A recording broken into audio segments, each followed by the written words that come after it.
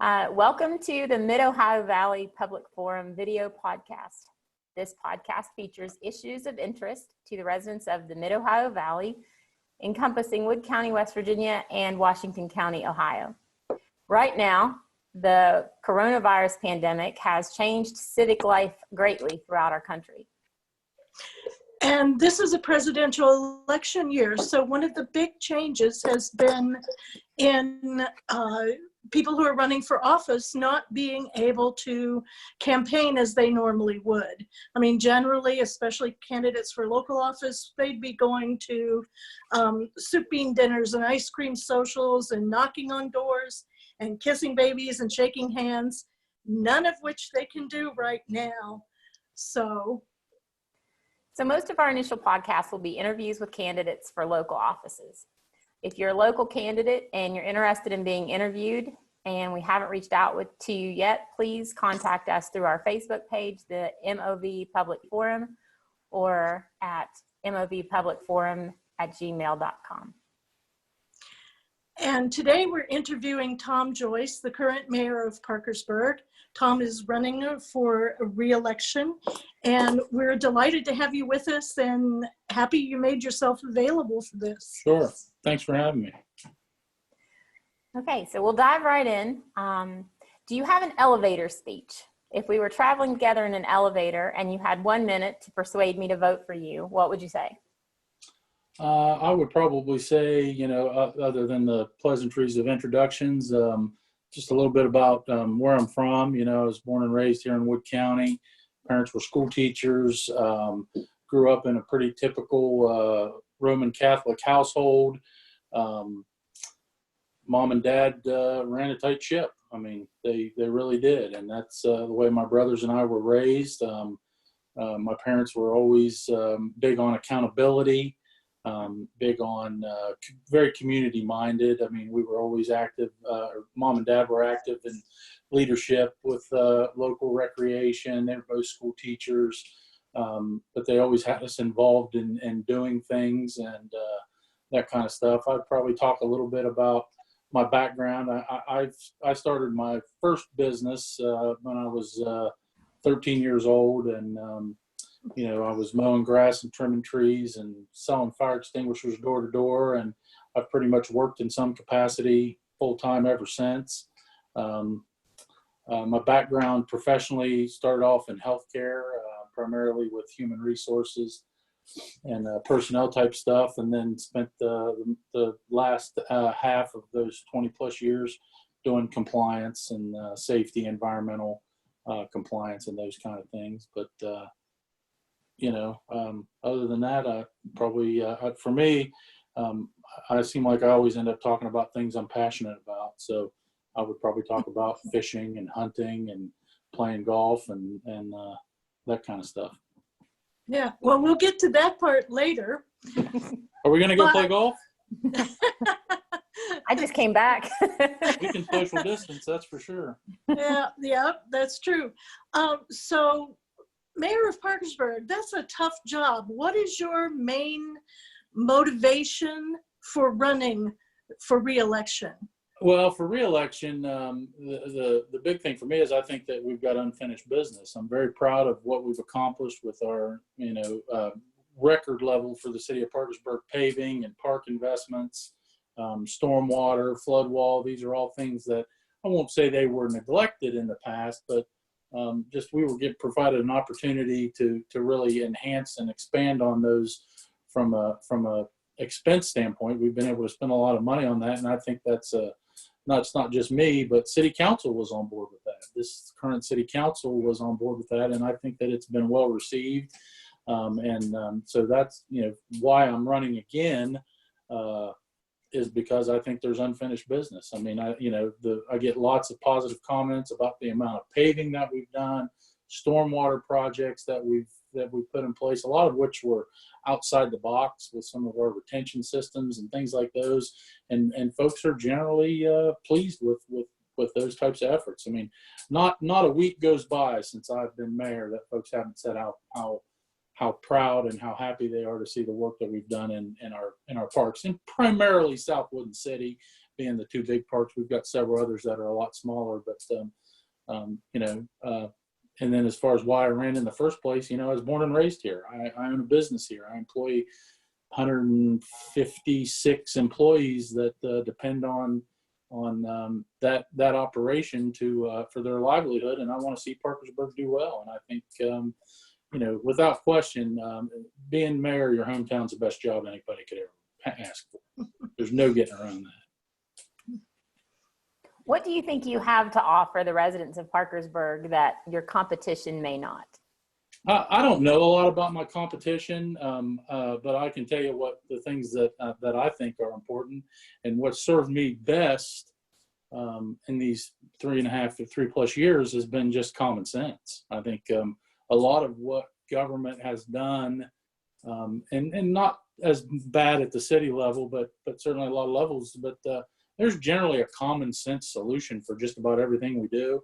And I don't know if I got it from my mom or my dad or both, but folks that know me will tell you that I generally can come up with a common sense solution. And just because we've done something a certain way for 10 years, 20 years, 30 years, whatever, that doesn't necessarily mean that it's the best way to go about doing it. So for me, I mean, what has served me well, both as mayor and really my entire life, is just common sense. I mean, there's a lot to be said for, thinking about it and kind of, just rolling it around and then say, okay, what's common sense tell you? So that's for me. But I'm not gonna besmirch any of my candidate and my opponents. So what would you say is your wow factor? Some voter that doesn't know a whole lot about you or your record, what is it about you that would make them say, if they heard about it or knew about it, say, wow, I am going to vote for that guy?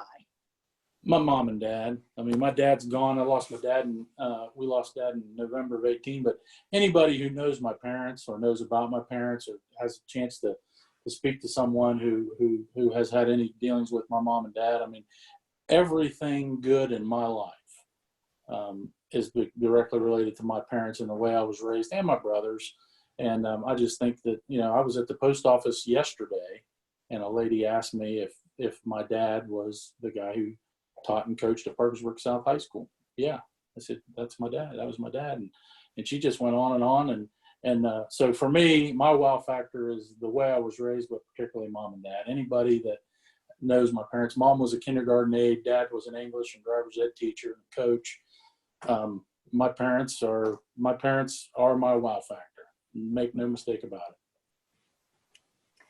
If you're reelected, what's the single top priority you want to accomplish during your next term in office? For me, it's always going to be infrastructure improvements. Like I said before, we've done record levels of paving and stormwater, and we're starting to really take a look at our flood wall for maintenance. And there's been a tremendous amount of deferred maintenance. But for me, infrastructure is always going to be my number one priority, and improving with more street repairs, more stormwater management projects. And that's just kind of the things that are important to me from a government standpoint, and they're real. And our infrastructure issues we've been behind, and we're still behind. And by no means during my first term in office have we caught up, but we're starting to make some gains with regards to some of those infrastructure things. And those problems are just going to continue to grow. And the longer we wait to address them, the more expensive they become. There is no government rate for that kind of work. I mean, it's not, it's hugely expensive. Paving and street repairs are one thing, but when we have to go in the ground, open up the ground, things get very, very expensive, and they're not getting any cheaper. When I was on city council, I guess it's been 10 years ago now, roughly my first term, we had what we thought was a $50 or $70 million stormwater problem.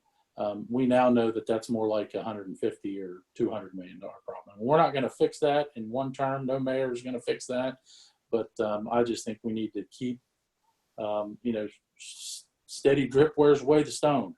and infrastructure in general, including the parks, will always be a top priority as long as I'm allowed to serve and with the honor of being mayor. What do you see as the 3 largest problems or main problems facing Parkersburg, and what do you hope to do about them? Well, the first one is, again, infrastructure. I mean, you look at, we have streets that have no base underneath them. They were just paved over dirt roads, gravel roads. So infrastructure is going to be one of those 3. I think increased homelessness is something that's going to continue to get worse because we have the resources here in Parkersburg for the entire Mid-Ohio Valley's homeless population. We have the agencies that do hot meals, that provide shelter, that do other outreach activities. But there's a piece of that homelessness that comes with crime, and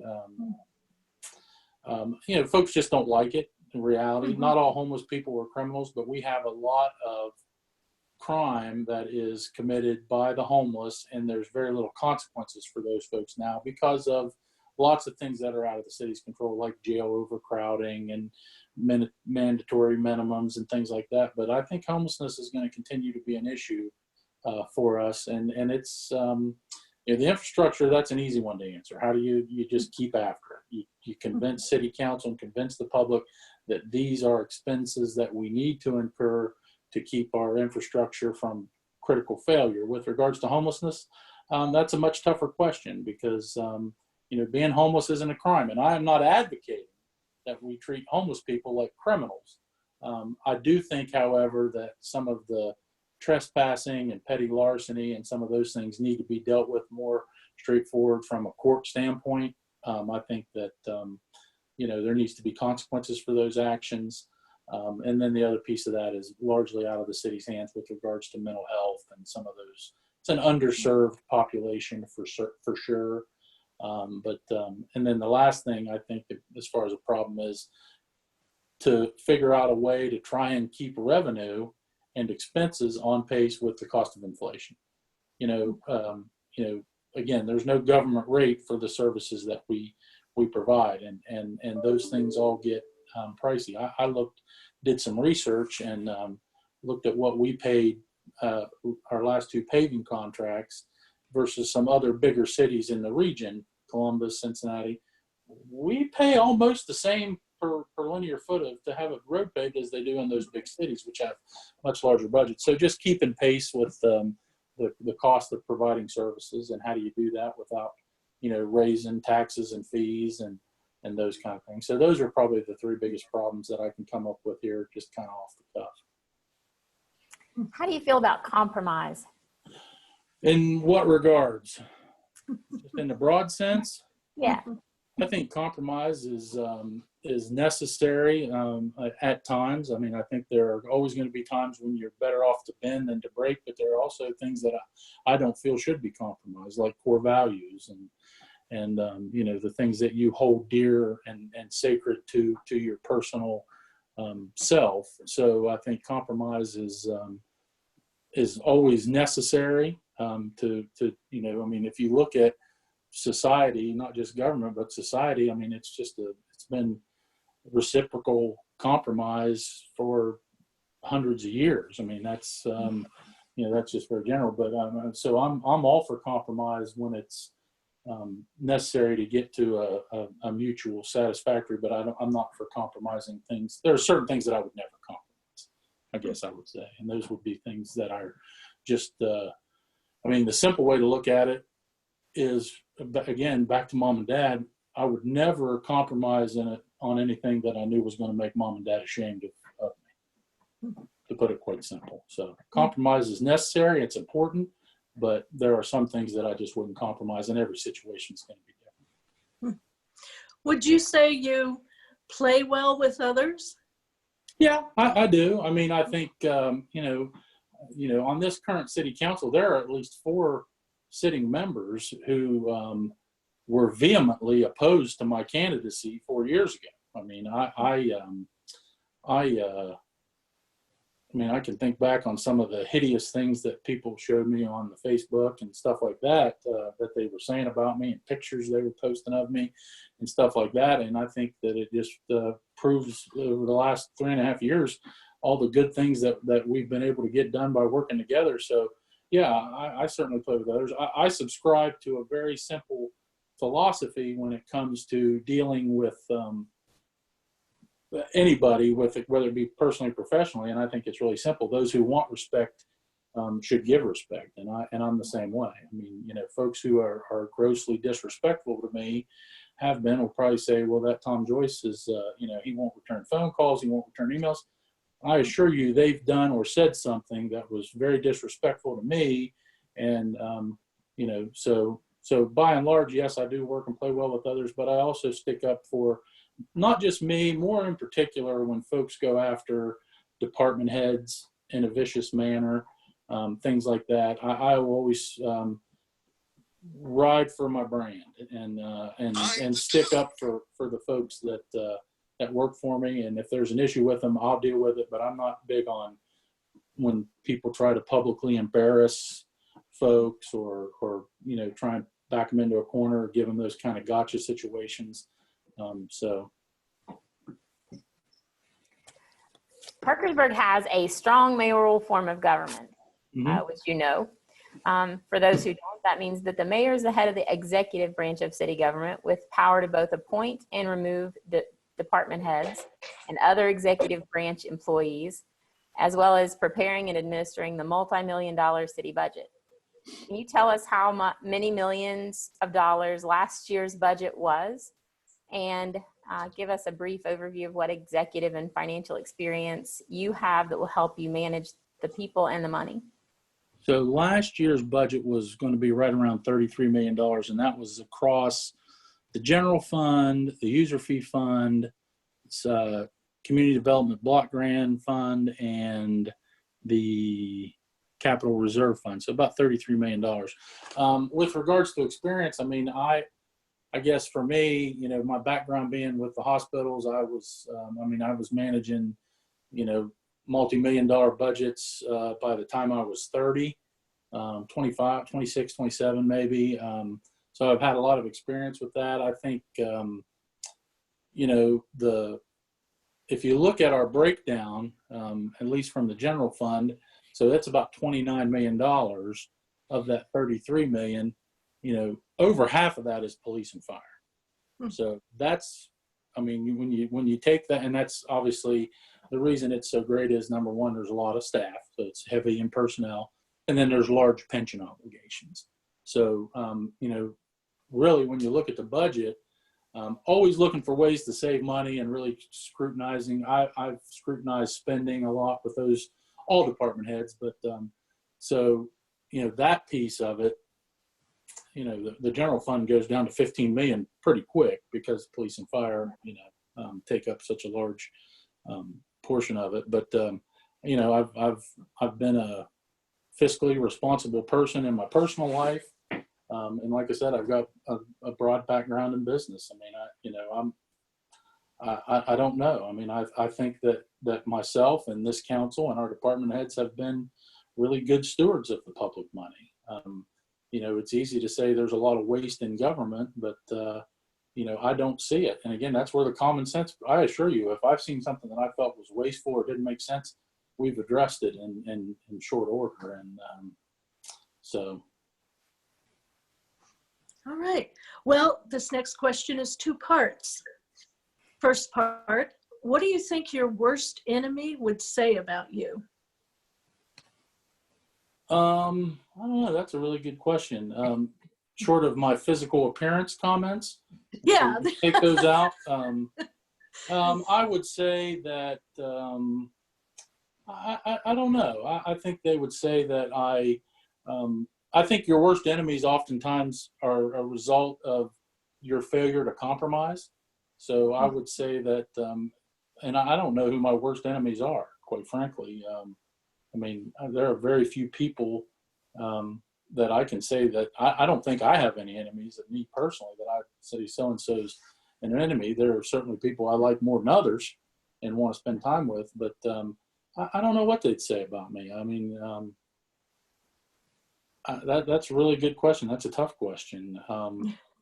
You know, I would think that they would probably, again, I think if you talk about political enemies, I mean, you make those every day. So, you know, they may not like the fact that that we didn't do this, or I didn't instruct a police chief to do something else, or we didn't, you know, I mean, there are folks that get mad every year because their street doesn't get paved. And I assure you, there's lots of streets in the city of Parkersburg every year that don't get paved. So I think that's a really tough question for me to ask. I think you'd have to ask the enemies. My worst enemy. I don't know who my worst enemy would be. Okay. Well, what would you say is your best quality? With regards to doing the job as mayor, or just in general? Just in general. Well, I think if you ask the people who know me best, they would tell you that I was loyal and accountable and, you know, honest, dependable, you know, a man of my word. But again, I think common sense from a government standpoint is what served me the best. All those things are important, but those are everyday things. You know, I'm going to be honest whether I'm the mayor or not. I'm going to be accountable for my actions whether I'm the mayor or not. I'm going to be loyal to my friends and my family whether I'm mayor or not. So, but I think you know, it all kind of wraps into one. But you know, I can tell you in my time as mayor, I've never had a hard time going to sleep because of a decision I made. I can truly believe that, and I truly believe that, and I'll tell you that honestly. And as far as the rest of my life, I mean, generally, I think people who deal with me, they'll tell you that he's fair. I mean, I've had literally hundreds, probably close to thousands of employees under my direction in my career. And I think you'd have a hard time finding anybody that would say, well, he lied to me, because I never lied to anybody, or he was dishonest about this, or, you know, I've made some tough decisions, but I can honestly tell you that I treat people fairly, and I treat people the way that I want to be treated. Political office holders are leaders. Describe your leadership style. Well, that's another good question. I would say largely I'm a combination of service-based leadership, kind of, you know, towards the greater good kind of leadership, and coaching. But I think every person, the situation or the person dictates kind of what leadership style works. I mean, some folks appreciate coaching. Some folks I've dealt with people in my career, not so much with the city, that, you know, it's kind of had to get autocratic to a certain degree. So I think every situation is different, but I think for me, most of the time it's a combination of service-based and coaching. And I think a lot of that comes from my dad, and growing up in kind of a family where sports were important.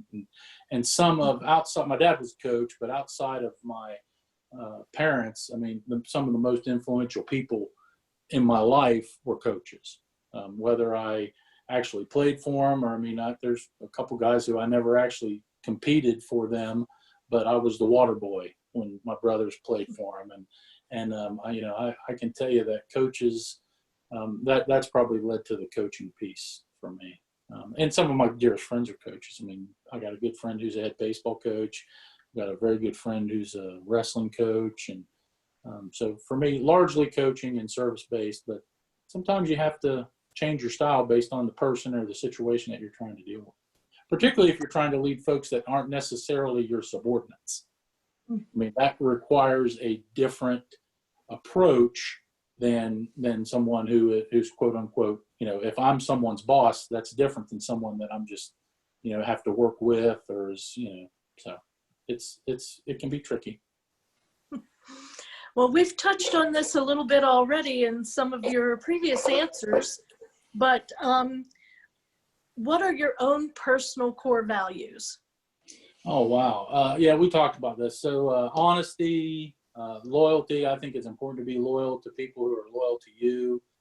Accountability. I'm big on accountability. I try to raise the level of accountability with the folks that worked for me as every chance I get. I think that's really important. I think that's one of the accountabilities, one of the things that's lacking in society today. And it can be as simple as, people not mowing their grass or not taking out the trash or, those kind of things. So loyalty, honesty, accountability, again, common sense, and just general frugality. Those are things that are important to me. And I have a strong faith. My faith is largely private, but forgiveness is a big one. I think that it's the primary tenet of Christianity, and forgiveness is really important as well. Do you know your win number? And what number? Your win number. I'm assuming you're asking about like how many votes I need to win. Mm-hmm. I do not. I guess I just need one more vote than my opponent.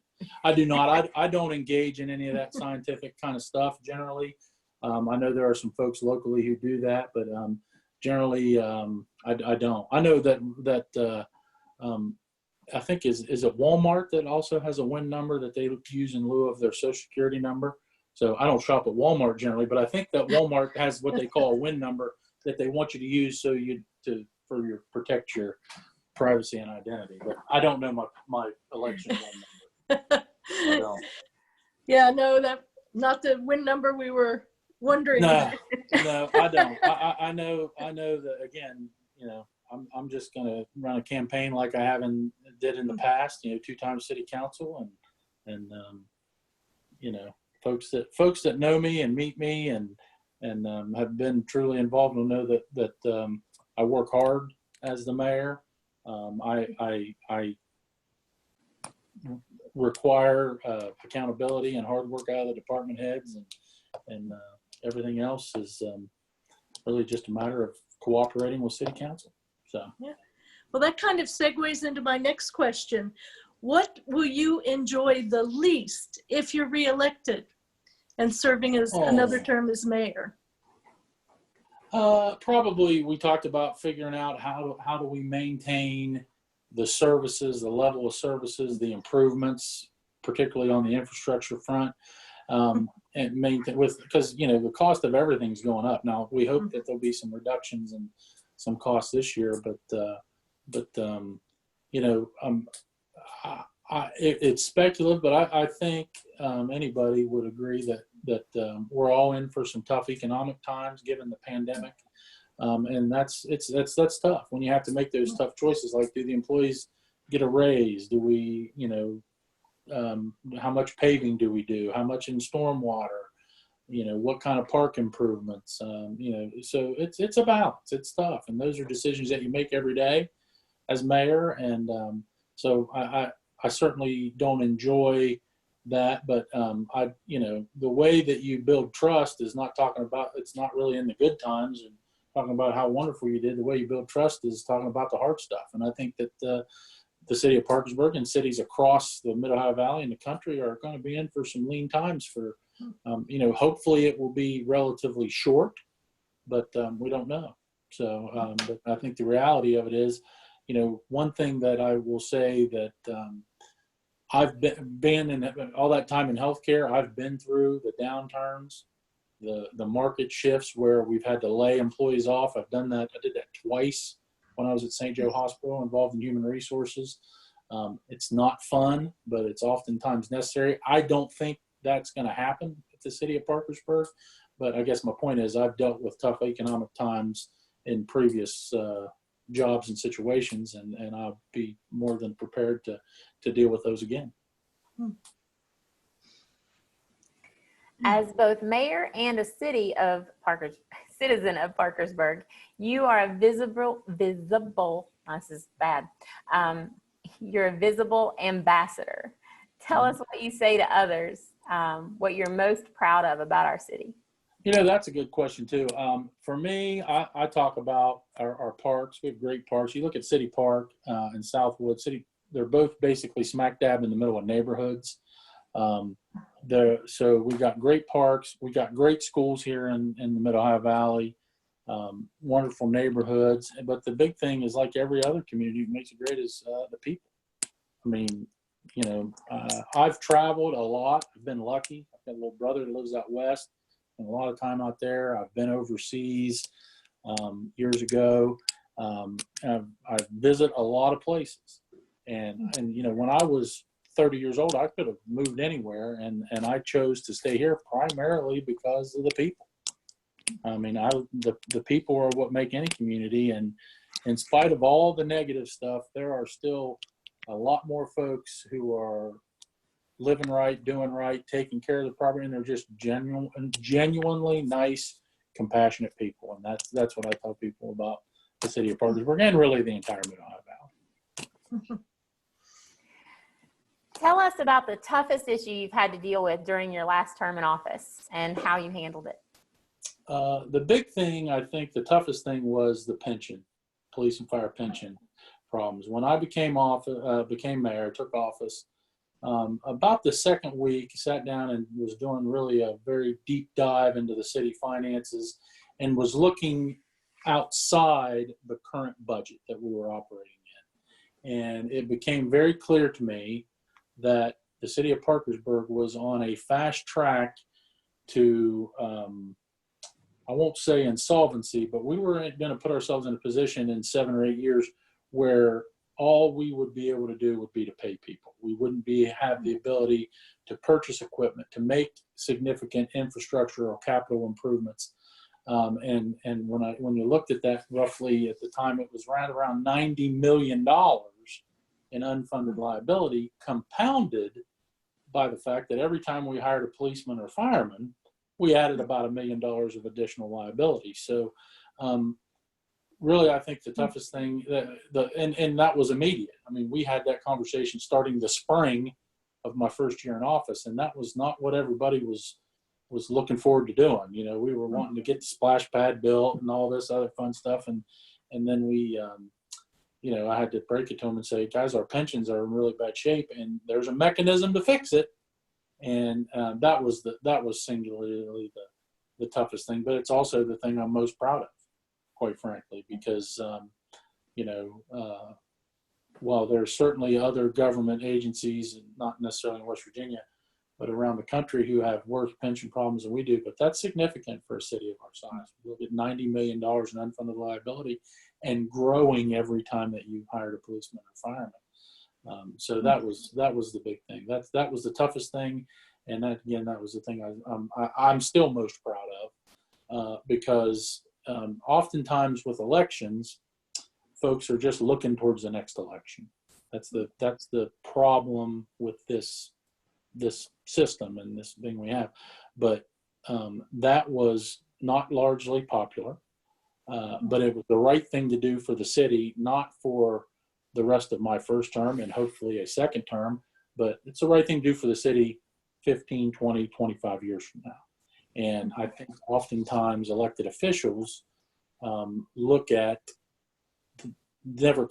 past the next election. What do I got to do to get elected in 4 years, 2 years, next year, this year?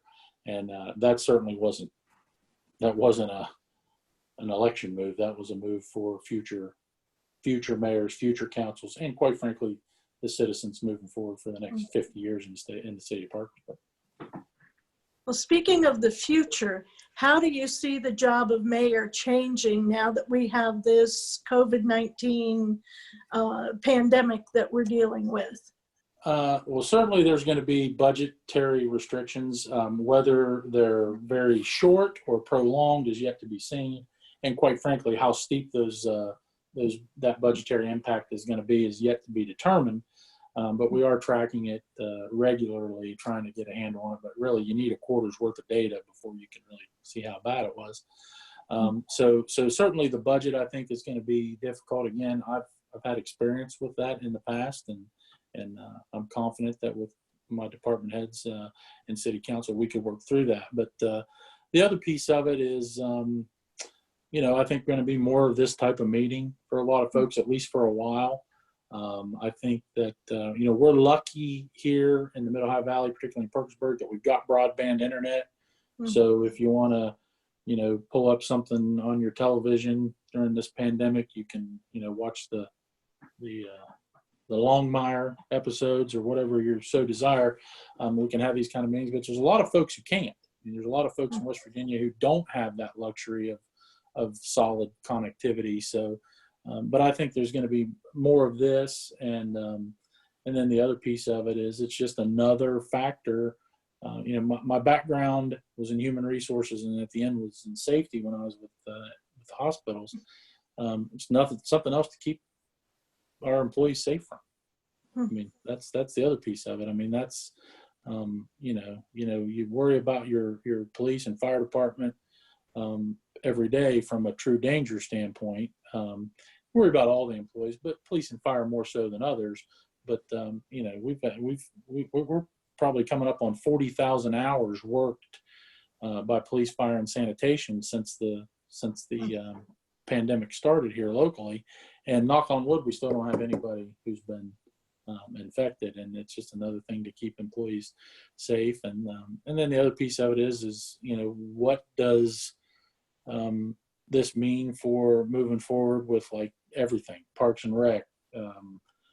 I mean, you just don't know, and that's why, quite frankly, you just follow the public health folks and the governor's guidelines and work within those parameters. But post COVID is who knows how it's going to be. I hope that folks have said that you're not going to be able to shake hands and hug people and stuff like that. I hope that's not the case, because I like shaking people's hands, and I like hugging my nephews and my nieces, maybe not by blood, but by friendship, and hopefully that stuff will all come back.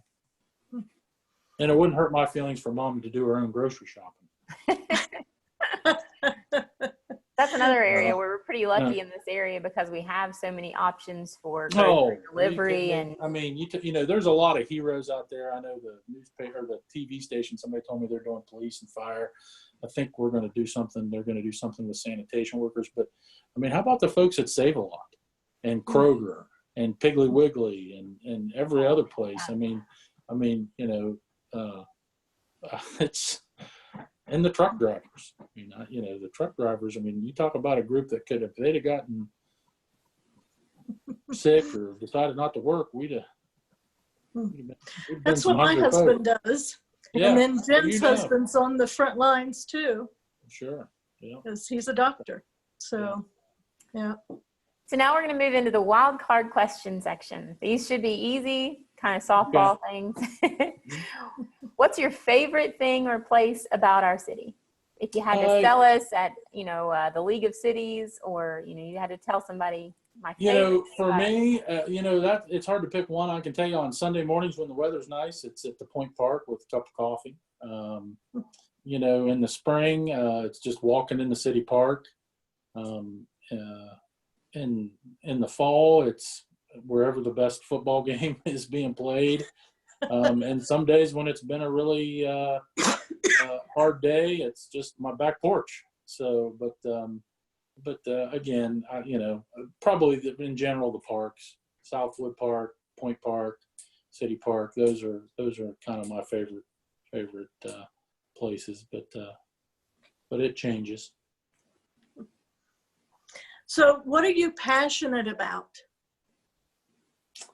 I think I've always been passionate about my work. You ask anybody that I've worked with or worked for over the last, 20 plus years, 25 years almost, that they'll tell you that he's passionate about whatever job he's got to do. But more personally, I'm passionate about my faith. I'm passionate about my family. I've got 3 brothers, and of course, Mom's still around. I've got great friends that I love spending time with.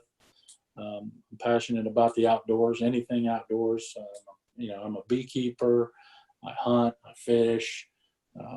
Those are all things that I'm really passionate about and enjoy. As far as, I'm really not big on quote unquote political causes. I do enjoy the shooting sports and that kind of stuff, but I don't get kind of real intense with those kind of things.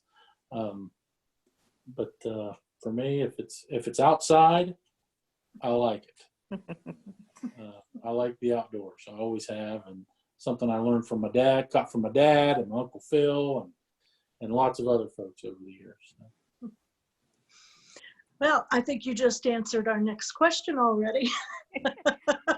What do you do on your off time? Sounds Hunt, like fish, play golf. I got a little farm out in Ritchie County that I, it's just a place to hunt and enjoy the outdoors. But spend a lot of time out there, and yeah, pretty much for me. I keep bees. I read a lot. I don't watch a lot of television. I do read a lot. I like to read. I try to read. I end up reading usually between 100 and 150 books every year. Mostly fiction, but some nonfiction. I like some historical biography stuff and what a lot of people would call self-help kind of things. I read those kind of books, and I try to expand a little bit. I did a thing here recently, right before this all started, with some National Reading Week initiative, and I promised some students at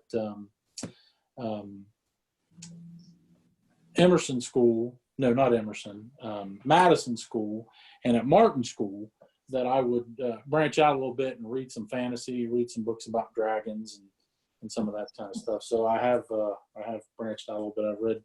I got my first dragon book on the Kindle, and I've started reading it. It's not really my cup of tea, but I promised that little kid I'd read it, so I'm gonna read it. What's unique about you or would surprise voters? Well, I don't know. I mean, I think folks would be surprised. I don't know. That's a really good question. I think folks would be surprised what I think's funny. I mean, most people don't think that they think the mayor is kind of always straight-laced, always on. But I think Mel Brooks is hilarious.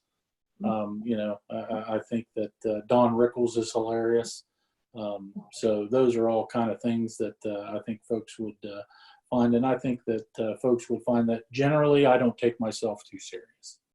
I mean, I think that I'm serious about my job, but I understand that, this is being mayor is a temporary thing. I don't try not to let it go to my head. My dad used to talk about a lot, and a guy named Steve Grimm. If you guys don't remember Coach Grimm, but he was assessor here in Wood County on county commission. But he used to talk about, when I was young, he and Dad both, about working hard and staying humble.